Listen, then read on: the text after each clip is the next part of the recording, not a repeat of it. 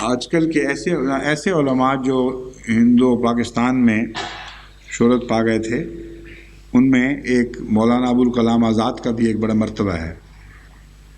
بہت گہرا اور بسیط علم تھا، اور علوم ظاہری کے لحاظ سے یہ کناروں تک بھرے ہوئے تھے ماشاءاللہ، اور اس پہلو سے صاحب علم لوگ ان کی بڑی عزت کرتے ہیں۔ سیاسی اختلاف رکھنے کے باوجود وہ لوگ جو صاحب علم ہیں وہ جانتے ہیں کہ مولانا ابوالکلام آزاد کا علم کے لحاظ سے ایک بہت بڑا مرتبہ تھا۔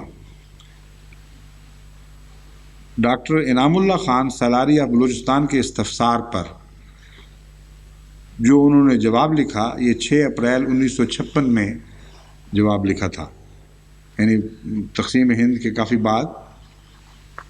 انہوں نے غالباً آپ کو ملزم کرنے یا معلوم کرنے کی خاطر کہ احمدیوں کی تائید کرتے ہیں یا نہیں، اور دیکھیں ضرورت ہے کہ نہیں احمدیوں کی تائید کرنے کی، ان کو ایک خط لکھا۔ اس کے جواب میں لکھتے ہیں، وفات مسیح کا ذکر تو خود قرآن مجید میں ہے، مرزا صاحب کی تعریف اور برائی کا سوال ہی پیدا نہیں ہوتا۔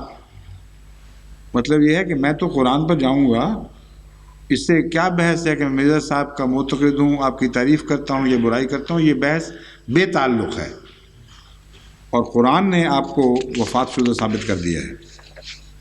مولانا ابوالکلام آزاد صاحب نے ترجمان القرآن میں اس خط کے علاوہ بھی اس آیت کریمہ پر ذکر اس مضمون پر قلم اٹھایا ہے۔